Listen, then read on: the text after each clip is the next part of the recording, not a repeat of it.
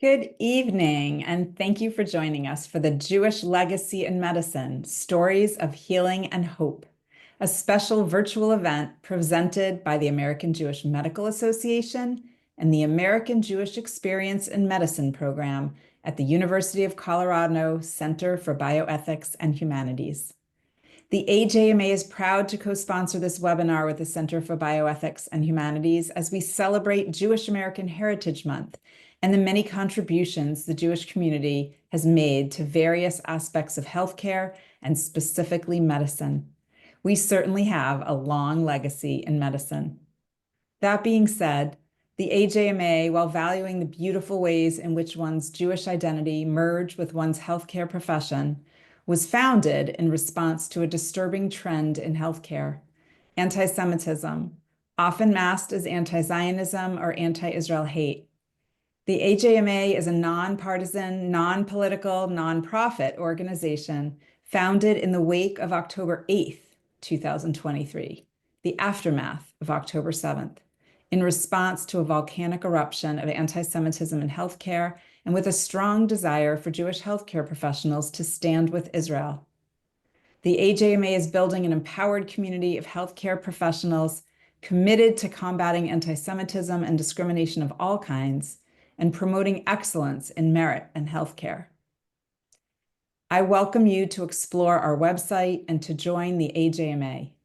We need every single one of your voices, and we need your support to do the important work of combating anti-Semitism in healthcare and supporting the incredible Jewish legacy in medicine while we safeguard healthcare for Jewish patients, in fact, for all patients, because anti-Semitism in healthcare endangers everyone's healthcare. We have membership categories for every single person on this call. If you're not a healthcare professional or trainee, you can join as a friend of AJMA. I want to get on with our amazing agenda for this evening. We have a great speaker with us tonight, but I do encourage you to visit AJMA's website and reach out to us with any questions. We invite you to be part of a united voice for the Jewish healthcare community. And now, it's my honor to welcome Dr. Ronald Eisenberg, professor of radiology at Harvard Medical School and radiologist at Beth Israel Deaconess Medical Center. In addition to authoring more than 20 books in medicine, including Jews in Medicine, from which we gathered much material for our Jewish American Heritage Month materials, and 14 works on Jewish history and tradition, Dr. Eisenberg brings a unique and inspiring perspective on the intersection of healing, heritage, and the enduring contributions of Jewish voices in the medical field. He is also a frequent contributor to the Jerusalem Report, a twice-per-month magazine of the Jerusalem Post. As we go through this webinar, please note that audio, video, and chat functions are disabled. So if you have questions, please enter them in the Q&A box. We will address as many as time allows at the end. Comments will not be read aloud, but will be shared with Dr. Eisenberg after the event. Closed captioning is available at the bottom of your Zoom screen, and this is being recorded. Let's begin this meaningful evening together. Dr. Eisenberg? Thank you so much, Michelle. Let me see if I can put everything on. I think it's working. Do you see the screen? We do. Great. In Jewish thought, the concept of health entails both physical and emotional well-being, health of both the body and the soul. Judaism teaches that each person is responsible for taking those steps necessary to preserve health and for seeking qualified medical care when needed. Because the body is viewed as a vessel for the soul and the instrument through which one worships God and carries out the divine will, taking proper care of the body is a mitzvah, for only a healthy body is capable of sustaining a holy soul.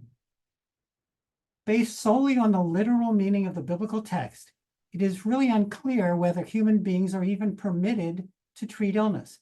Sickness is often described as divine punishment for sin, either a specific statement, King X did such and such and he became sick, or in non-specific terms, if you do such and such, you will be punished by a certain sickness.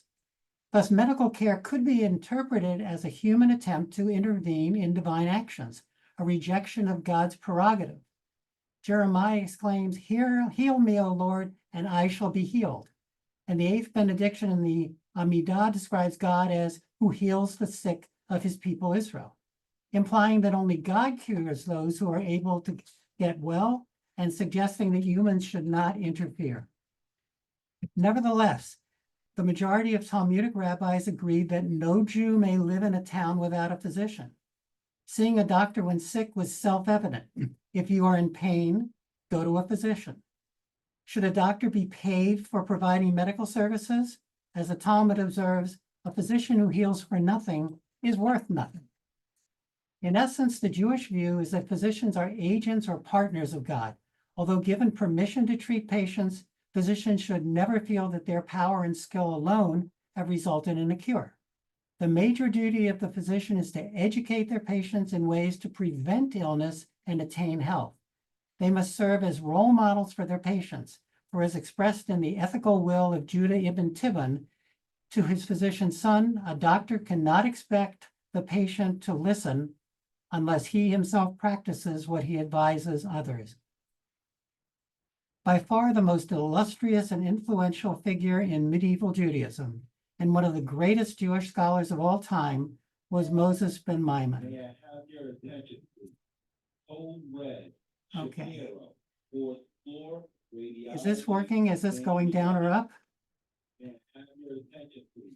Or is this not moving? Shapiro. Hasn't changed slides yet. Go ahead There and we go. Okay. Generally known as Maimonides, or by the Hebrew acronym Rambam, he was a preeminent Talmudist, codifier, and Jewish philosopher of the Middle Ages. Born in Cordoba, his father was a judge on the religious court. Following the Almohad conquest in 1148, the young Maimonides and his parents fled first to Fez, Morocco, and finally to Egypt, where they eventually settled in Fastat near Cairo. Supported for many years by his younger brother David, a wealthy dealer in precious stones, Maimonides devoted his time to intense study. However, after his brother was drowned at sea, Maimonides earned his living practicing medicine, eventually becoming court physician to the Grand Vizier, while also serving as the revered head of the Jewish community. As a brilliant physician, Maimonides stressed treating the patient rather than the illness, recommending the Aristotelian idea of moderation and a six-point plan for preventing disease and preserving health. Although written more than 900 years ago, Maimonides' views are just as valuable today. He cited the importance of clean air, anti-pollution, diet, high fiber, low fat, exercise. A sedentary existence leads to constipation, aches and pains, and decreased strength. Important gut health with regular excretion, ample sleep, and regulation of emotions, a direct link between body and soul. Maimonides emphasized the critical role of developing good health habits so that they become second nature. He wrote that whole grains were superior to white flour for digestion, while stressing that fruits and vegetables should be a regular part of the diet. The Oath of Maimonides is a document stating medical values that is recited upon graduation by some Jewish physicians as a substitute for the Hippocratic Oath. Throughout the 19th century, and continuing for the first 3 decades of the 20th century, Western Europe was generally acknowledged as the most advanced site for scientific medicine. Graduates of American schools flocked to Vienna, Berlin, Heidelberg, Paris, London, and Edinburgh for additional clinical or research training. In the United States, the Jewish population was a product of waves of immigration, primarily from communities in Europe. The first doctors in America were of Sephardic origin. After the nation became an independent country, the United States attracted immigrants inspired by the business and religious opportunities offered by the New World. After the Civil War, the financial boom in the North led many German Jews to establish thriving commercial enterprises, including major medical department stores founded by former peddlers. Assimilation and intermarriage were special threats to the continuity of American Jewry, with few retaining a Jewish identity beyond the third generation. Persecution of Jews in Eastern Europe led to a dramatic change in the Jewish population of the United States in the late 19th century. By the turn of the century, the vast majority of Jews were limited to the Pale of Settlement, essentially a large-scale ghetto representing only 4% of Imperial Russia. It contained almost 5 million Jews. Restrictive laws and deplorable living conditions, combined with a series of vicious pogroms, led to the United States led to a mass emigration of more than 2 million Jews from Eastern Europe till the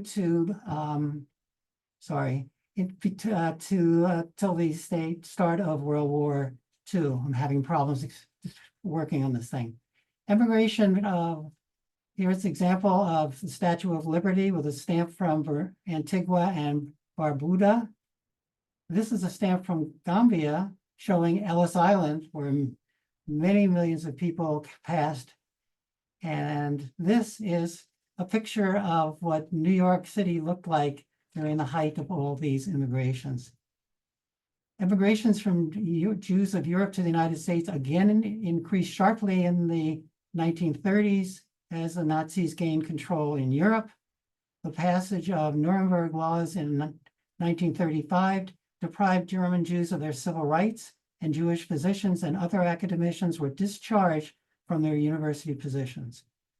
With the decline of clinical and basic research in the traditional centers of Europe, the United States became the world leader in science and medicine. By the 1980s, there were far more Jewish physicians in the United States than in all other countries combined. This led to the age of specialization, a dramatic increase of medical information. The development of complex new instruments and techniques made it impossible for a single practitioner to master them all. To a large degree, Jewish physicians were excluded from the mainstream areas of internal medicine and general surgery. Consequently, they flocked to less popular clinical specialties that did not attract their non-Jewish colleagues, such as ophthalmology, dermatology, neurology, and psychiatry. In addition to clinical activities, many Jewish physicians became major figures in microscopy. This was a term that referred collectively to the more basic sciences such as biochemistry, anatomy, histology, immunology, hematology, and microscopic pathology. More recently, this list has expanded to DNA and RNA research.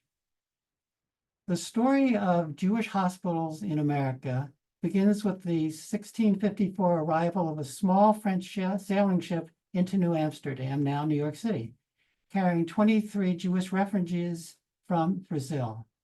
A requirement for admission was that they pledged that the poor among them would not become a burden to the community, but be supported by their own nation.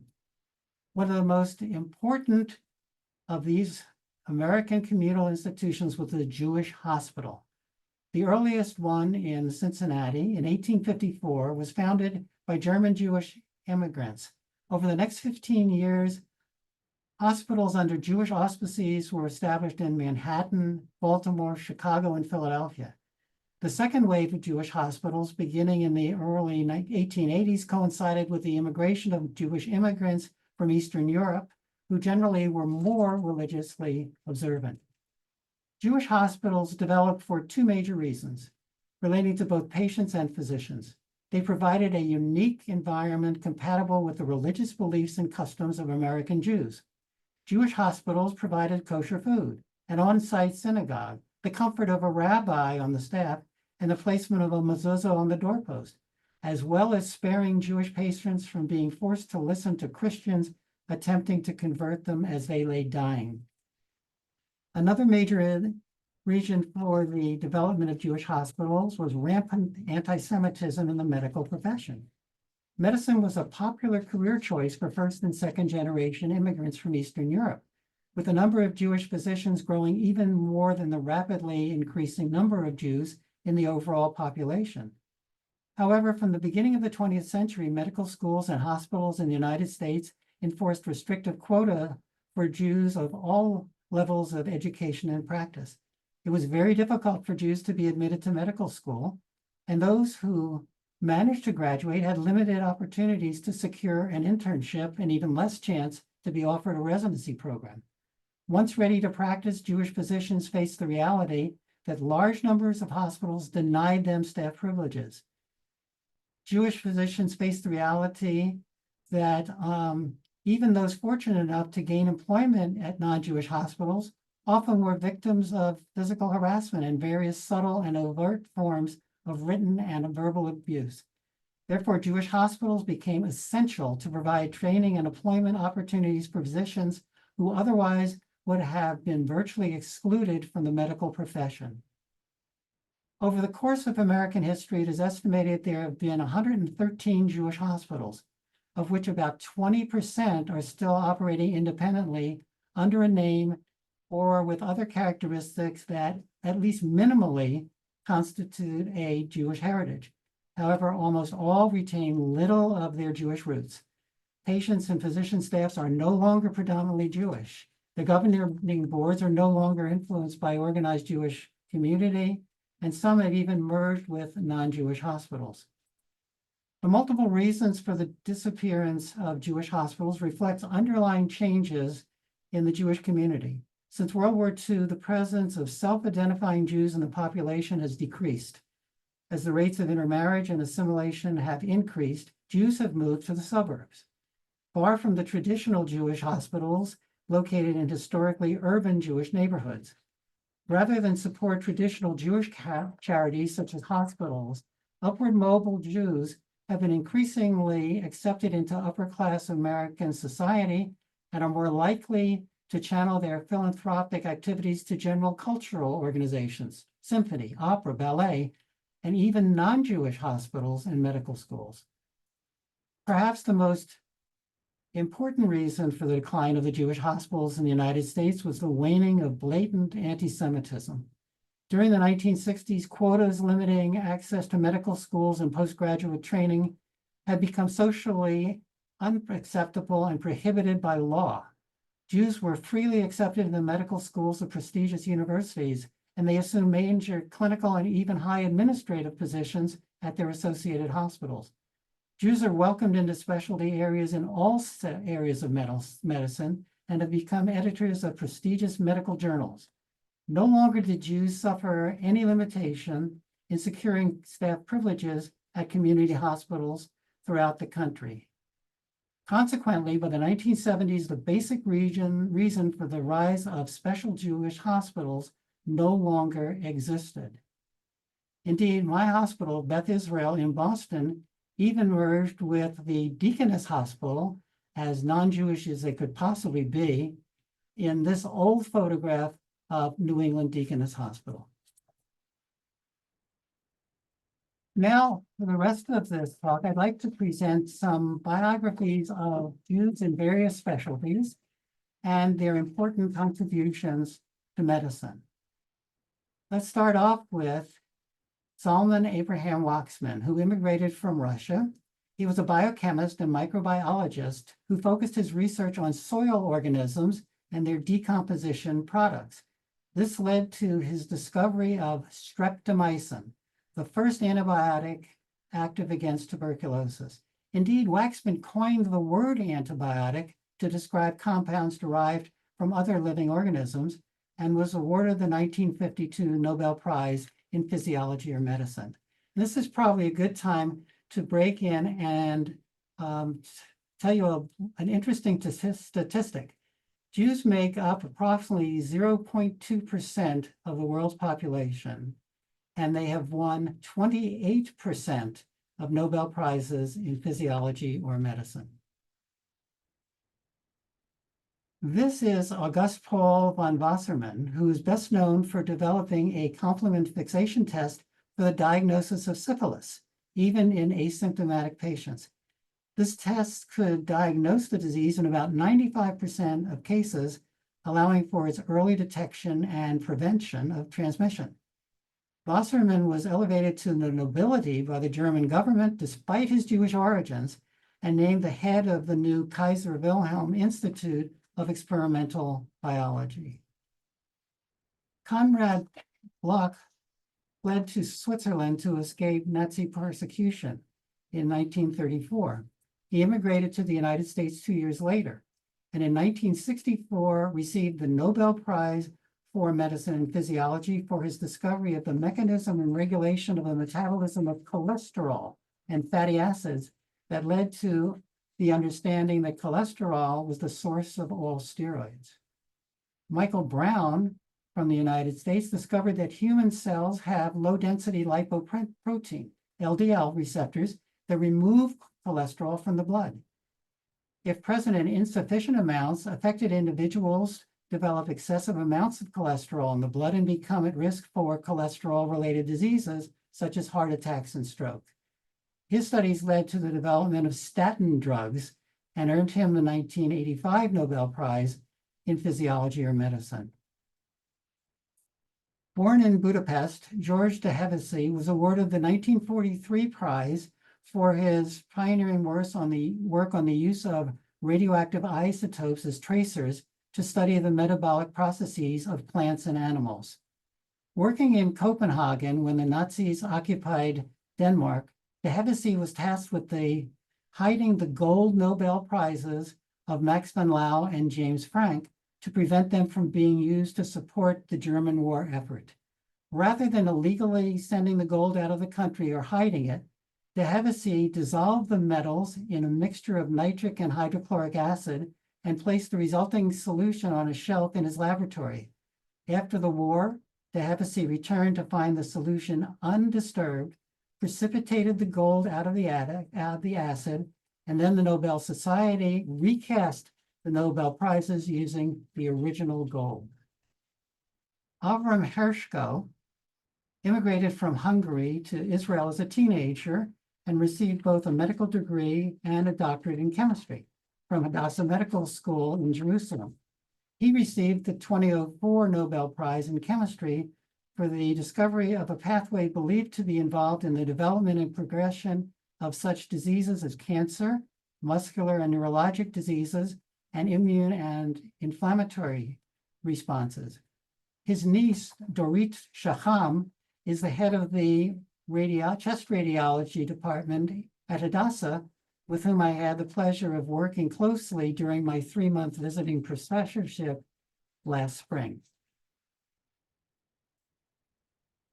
Born in Jerusalem to a rabbinic family of Polish immigrants, Ada Yonat is best known for her pioneering work unraveling the structure of the ribosome, the protein factory of the cell responsible for synthesizing proteins according to instructions provided by the genetic code.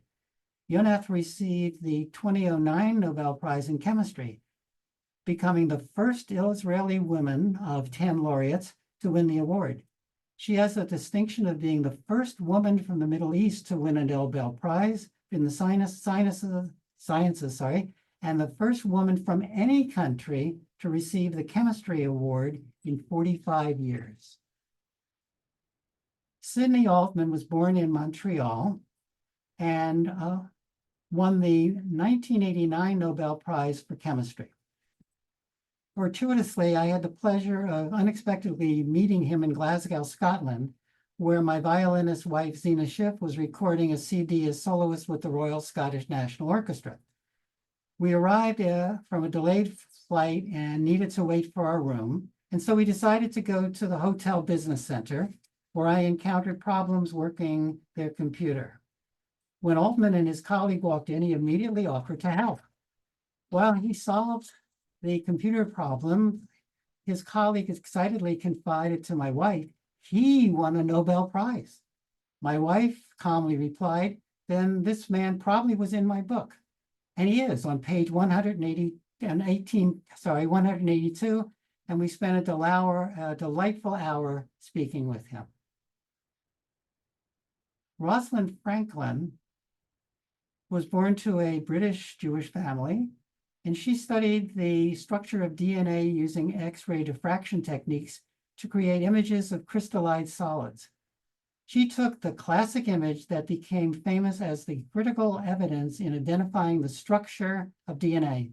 Without her knowledge, a superior in the laboratory shared her data with Watson and Crick at Cambridge University, which proved to be the key to their discovery of the double helix of DNA and winning the 1962 Nobel Prize for Physiology or Medicine. Many believe that Franklin would have shared the Nobel Prize for Chemistry if still alive, but the Nobel Committee is not permitted to make posthumous awards. Paul Ehrlich identified the bacteria that cause tuberculosis, cholera, and anthrax. He developed the concept of antibodies circulating throughout the bloodstream, which bind to infectious agents and inactivate them. Known as the founder of chemotherapy, Ehrlich was the first scientist to develop targeted pharmaceutical treatment against syphilis, and these are stamps from Gambia and from Guinea-Bissau. L.D. Metchnikoff is best known for identifying the process of phagocytosis, in which a specific type of white blood cells, macrophages, surround, engulf, and destroy harmful bacterial invaders. This established the concept of cell-based immunity, a fundamental part of the body's immune response.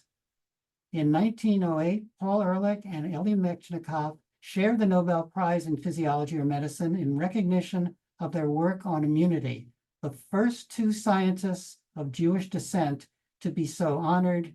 And this is a picture of Metchnikoff and the Pasteur Institute in Paris, where he was the director for many years. Rosalind Yallo developed the technique of radioimmunoassay, the use of radiographic tracers to measure the concentration of a wide variety of pharmacologic and biologic substances in the blood and other fluids of the human body, animals, and plants. For this valuable technique to diagnose and treat illness, in 1977, Yallo became the second woman to win the Nobel Prize in Physiology or Medicine.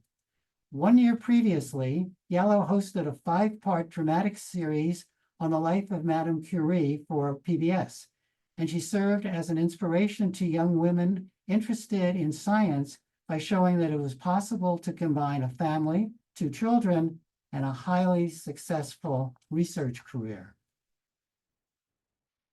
Jerome Horowitz first synthesized the chemical compound azidothymidine to interfere with the division and growth of cancer cells. However, when this inhibitor of the viral enzyme reverse transcriptase failed to cure mice with leukemia, Horowitz wrote a paper on the topic, decided not to pursue a patent, and put the compound on a shelf. 2 decades later, as the AIDS epidemic claimed thousands of victims, the urgency for a cure increased. The pharmaceutical company Burroughs Wellcome began testing chemical compounds that would possibly hinder the then untreatable HIV virus. One of these was Horowitz's semi-forgotten antiviral drug, azidothymidine. After 2 years of testing, this drug was marketed as AZT, the first AIDS treatment. Burroughs Wellcome pioneered AZT and earned billions of dollars because of Horowitz's work. Although the company did establish a chair at Wayne State University in Horowitz's name, the chemist never shared a penny of the profits. Adrian Kantrowitz was a pioneer in bioengineering related to the heart and cardiovascular disease. He is best known as leading the surgical team that performed the first human heart transplant in the United States in 1969, just 3 days after the first heart transplant performed by Christian Barnard in South Africa. He designed numerous devices used to treat individuals with severe cardiac disease. In addition to a plastic heart valve and electronic heart-lung machine, he invented the intra-aortic balloon pump, which alternately expands and contracts within the aorta to relieve strain on the heart. He also invented the left ventricular assist device, which allows a patient with severe chronic heart failure to pump blood more effectively and leave the hospital with a permanent implant. Marion Sulzberger was a major figure in establishing the modern specialty of dermatology in the United States. His most famous paper on compound F, later named cortisone, introduced the use of topical corticosteroids applied directly to the skin as a treatment for various dermatologic diseases. Burl Crone identified 14 patients who had similar symptoms and intestinal abnormalities, discovered surgery, but didn't fit into any other previously known disease. He proved that this inflammatory condition was a distinct entity rather than the mistaken belief that it was a form of tuberculosis. Crone always preferred the medically descriptive term regional enteritis, but was unable to prevent this disorder from being generally known to this day as Crohn's disease. Interestingly, Crone worked at Mount Sinai Hospital, which is one of the Jewish hospitals, which had a large number of Jewish patients, leading to the condition becoming considered a Jewish disease.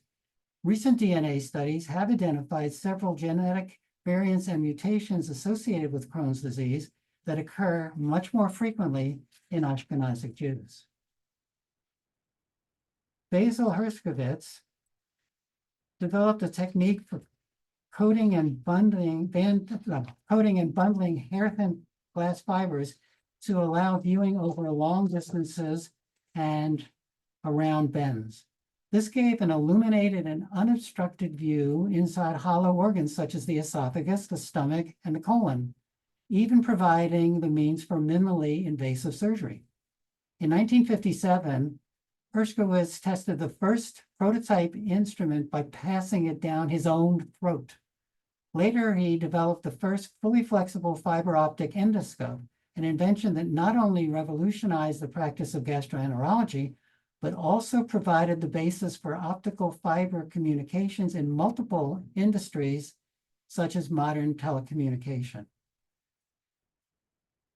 Born in Vienna, Karl Einsteiner is best known for developing the modern system of classification of the main blood groups, A, B, and O.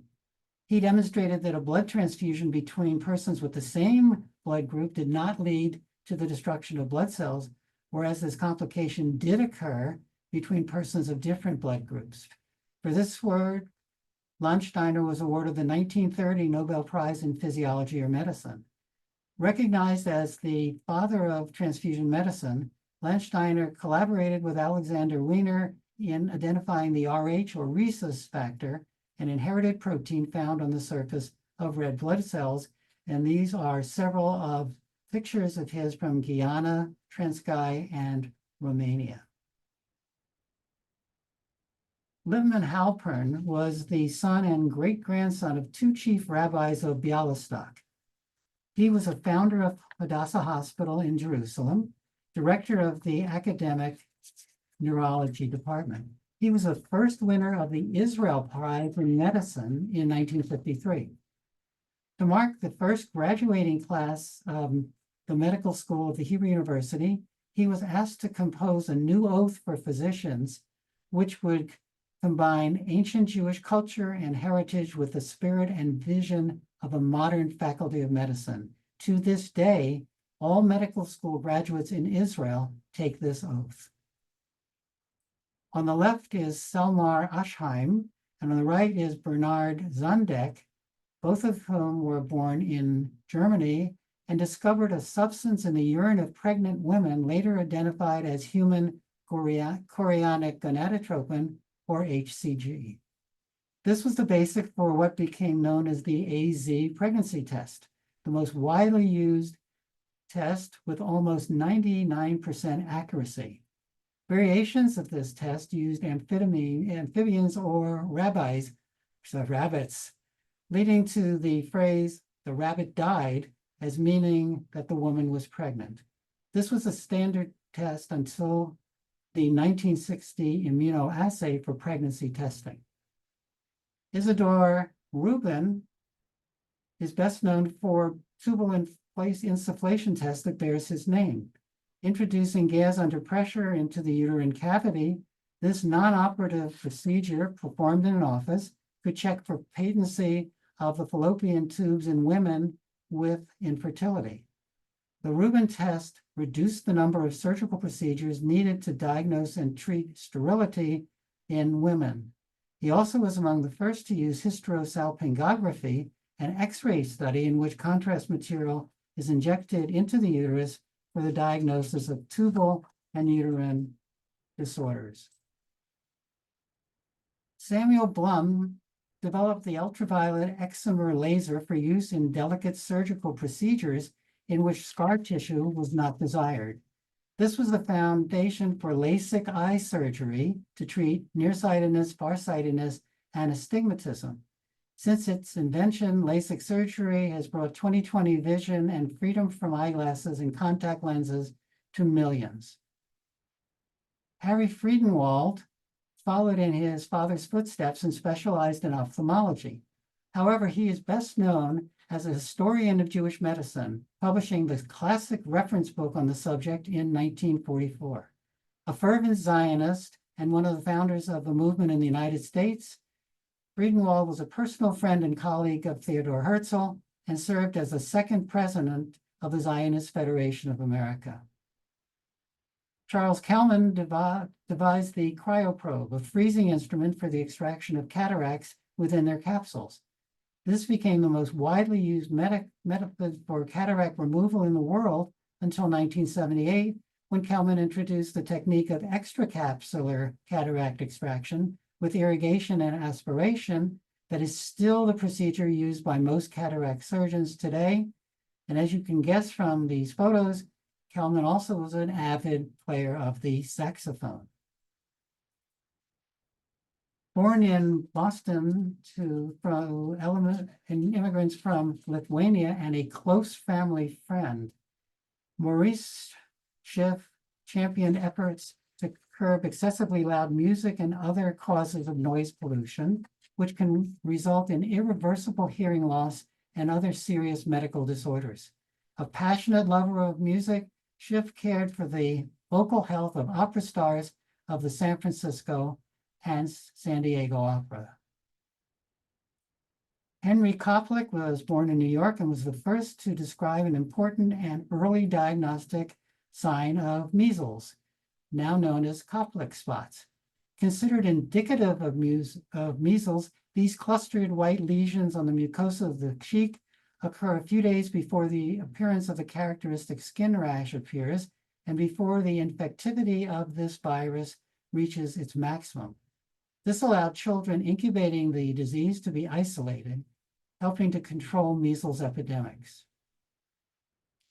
Janusz Korczak was born in Warsaw, and in the 1930s, he traveled yearly to mandatory Palestine, visiting kibbutzim and being inspired by them. He's best remembered for his selfless act during World War II. When the Germans occupied Poland, the orphanage he had founded was forced to move to the Warsaw Ghetto. In 1942, German soldiers came to collect the almost 200 orphans for transport to the Treblinka extermination camp. According to a popular legend, when the group of orphans reached the site for deportation, an SS officer recognized Korczak as the author of one of his favorite children's books and offered to help him escape. In another version, the officer was acting in an official capacity, offering Korczak the special treatment afforded to some prominent Jews with international reputations by sending them to the show camp at Theresienstadt. Regardless of the precise details, Korczak refused, and he courageously accompanied his children to their deaths. This monument of Korczak and his children is in the Jewish cemetery in Warsaw. Probably everybody recognizes Sigmund Freud.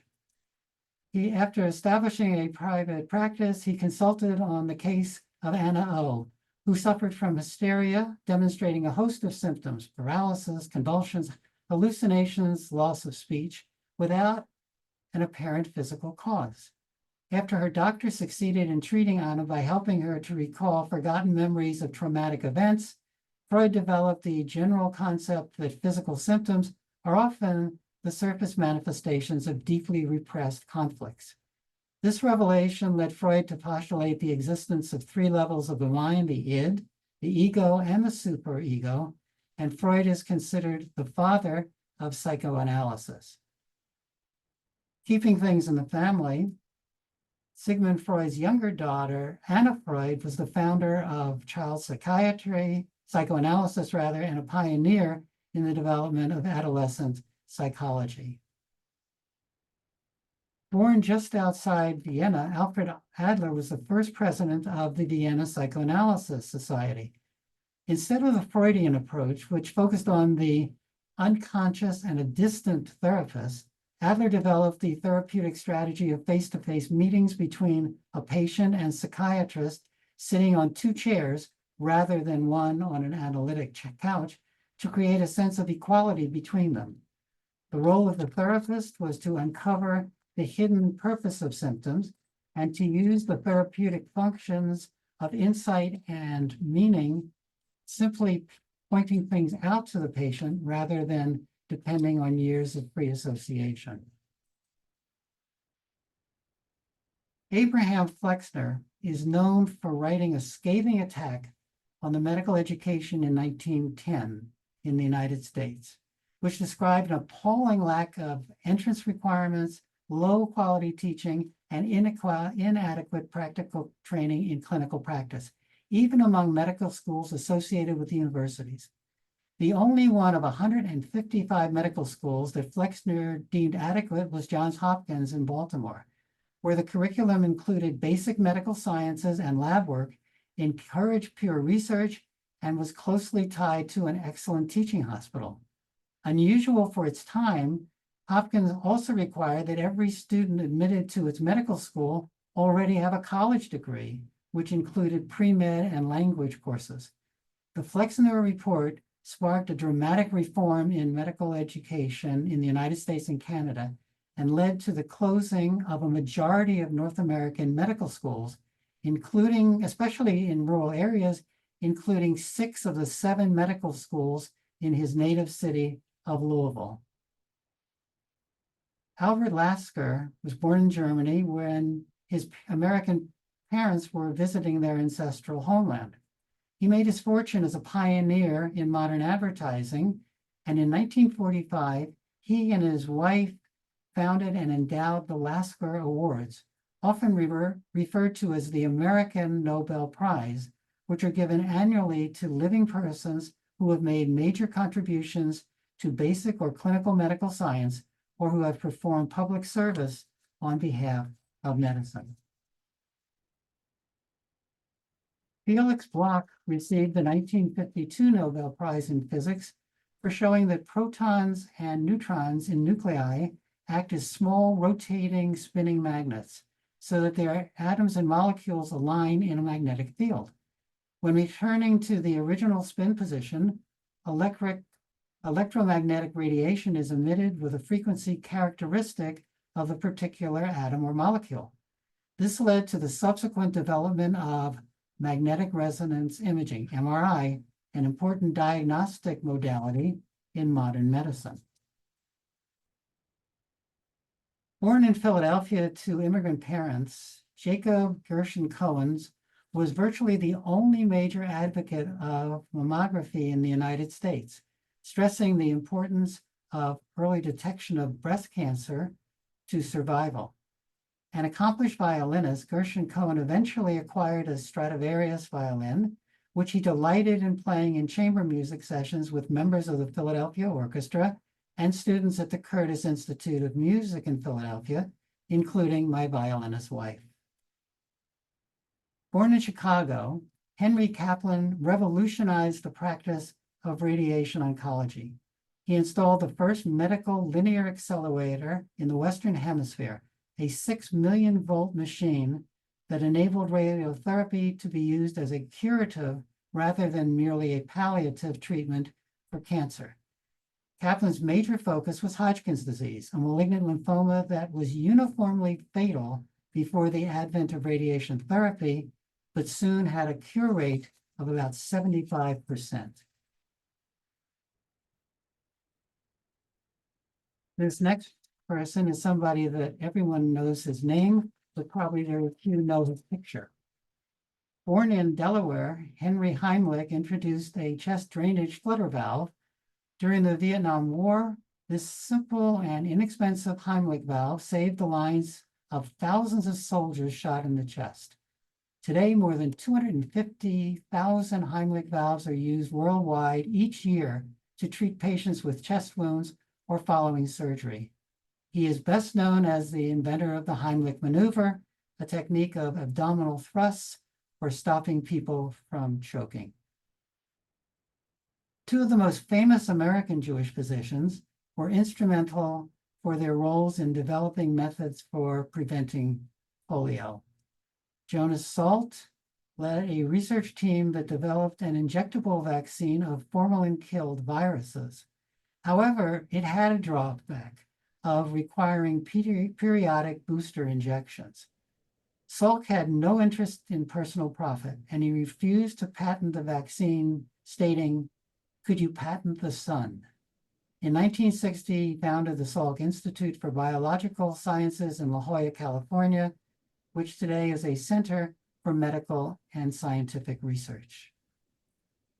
Albert Bruce Sabin proved that polioviruses not only grew in nerve tissue, as was generally assumed, but also lived in the small intestine. This discovery indicated that polio might be vulnerable to an oral vaccine. Sabin isolated a form of poliovirus that was incapable of producing the disease, but when given orally, entered the intestine where it reproduced rapidly and overwhelmed the virulent forms of the virus. Thus, Sabin's live oral vaccine eventually eliminated polio. For their work in ridding the world of this devastating scourge of polio, both Salk and Sabin received the 1965 Lasker Award in clinical medical research. Jewish physicians also played major roles in the development of the State of Israel, both in the health sciences and in other aspects of the Jewish state.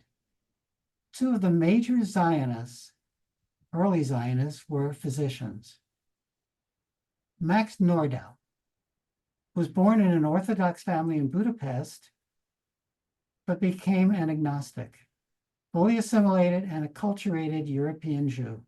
As with Theodor Herzl, the Dreyfus Affair and its evidence of the universality of anti-Semitism triggered Nordau's conversion to Zionism. With Herzl, Nordau was a co-founder of the World Zionist Organization. In 1898, at the Zionist Congress, Nordau coined the term, quote, muscular Judaism, to describe his ideal vision of a Jewish culture and religion that would result in a stronger, more physically assured Jew, rather than the stereotype of one who was weak and intellectual. Leon Pinsker was one of the first Jews to attend Odessa University. Initially, he studied law, but then switched to medicine. He was one of the founders of the first Russian Jewish weekly, which attempted to acquaint the Jewish population with Russian culture, encourage them to speak the language, and thus become assimilated into Russian society. However, Pinsker and other enlightened Jews were shattered by the pogroms of 1881, which began in Odessa, and the undisguised anti-Semitism of the government. The following year, he published his famous work, Auto-Emancipation, in which he analyzed the psychological and social roots of anti-Semitism. Terming it a disease caused by fear of the alien stateless Jew, Pinsker called for the establishment of a Jewish National Center. Ron, as I listened to you, I heard you talk a little bit about the history and how Jews were, prevented from joining some medical schools, joining hospitals, getting positions, research positions and residencies and fellowships. And I can't imagine what the world would be like if more of them had been prevented from making these incredible contributions. The list is just, it's enormous. And I know it's even bigger in the book that you published on these amazing heroes. There are two more people well, one of the least that you may not know is a physician, And that's Shaul Chernikovsky, who is this person. Born in Ukraine, he was raised in a religious home, but was open to the ideas of the Enlightenment and Zionism. Failing to gain admission to a Russian university, Chernikovsky studied medicine at the University of Heidelberg and combined his activities as a pediatrician with his increasing fame as a poet. His poetry, considered among the masterpieces of modern Hebrew literature, reflected the wholesome and happier phases of traditional life in Eastern Europe and was distinguished by a vigorous sense of beauty and closeness to nature. He was committed to the idea of a national and cultural revival of the Jewish people. His poems often deal with the landscape of the country and provide a glimpse into the historical saga of Zionist aspirations of the preceding decades. Twice awarded the Israel's coveted Bialik Prize. Oh, I don't have it. I have a beautiful picture of, he's one of the 4 poets whose portrait appears on Israeli currency. Amazing. Person, and unfortunately don't have a picture, is Chaim Sheba, who for many years was physician at Beilinson Hospital. After the War of Independence, he commanded the medical corps of the IDF for 2 years before becoming Director General of the Ministry of Health. He then became director at Tel HaShomer Hospital, which was later renamed the Chaim Sheba Medical Center in his honor. It is the largest hospital in the Middle East and is a fabulous place to go to, and I was very honored to be invited to be giving a lecture. So this basically has been a brief sample of the immense contributions of Jews to the advancement of medicine over the centuries, and hopefully will be continued in the years to come. And thank you very much. Incredible. I mean, the list goes on, and the contributions are incredible. We did have several questions in the chat and then a couple that were submitted in advance. I'll cover just a couple of them since I know we're short on time, but I thank you so much. One of the questions was, of the great Jewish healers that you've mentioned, can you comment on any examples of some of them facing obstacles that following immigration from Europe after World War II? Well, interestingly, a number of them were very well known at the time and had a much easier path to continuing their experiences. As far as specific ones who had difficulties, I'm really not aware of anyone, but I'm sure there must have been many. Especially if they were not known and came to this country penniless and with no connections. One of the people in the who have registered, one of our audience members, asked about Eric Kandel from NYU. And I want you to know that Eric Kandel is featured in Ron's book, Jews in Medicine, on page 252. I'd have to look it up. He's in there. Okay. We did have a question on if you can speak about, if you know of the Yale Dean of Medicine, Dean Winternitz. Although he was Jewish, he endorsed Jewish medical student quotas like the ones you had mentioned. He is currently a Yale medical student at Yale. No, I think it was a former dean. I didn't. Somebody asked if you knew of him. No, I never knew of him, but he certainly didn't follow the motto of Yale as lux, as light and enlightenment. That's true. Just a general question, because we have so many Jews who have contributed to medicine and been part of the medical field. In general, what is it in Judaism that you think attracts so many Jews to the medical field? You alluded to a little of it at the beginning, but. Well, Jewish tradition places a very high value on preserving life and alleviating suffering. And naturally got people interested in doing what they could to heal the sick. There's so many Jewish traditions that stress this. There's the concept of pikuach nefesh, which is saving a life, implying that delivery of medical care permits desecrating the Sabbath, permits absolutely everything. And the idea is that In Leviticus, it says, "You shall keep my laws and my rules, by the pursuit of which men shall live." And the idea is it's much more important to treat somebody and disobey the Sabbath 1 week and allow this person to then continue for the rest of his life.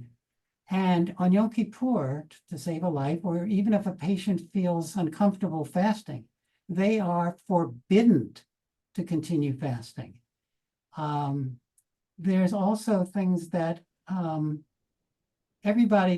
that Jews play an important role with God in helping the sick.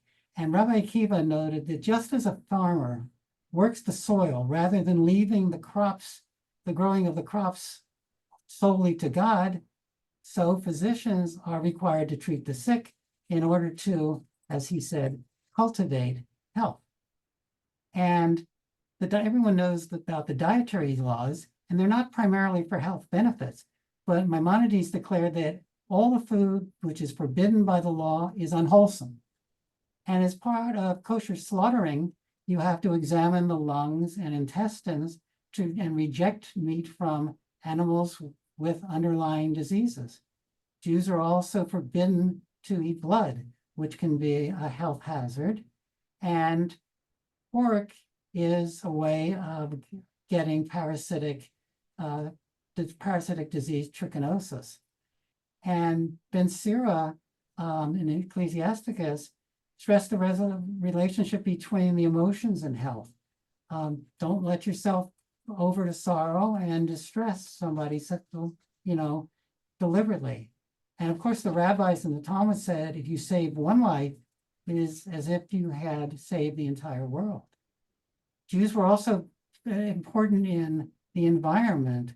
The Talmud says you can't live in a town that doesn't have a green garden.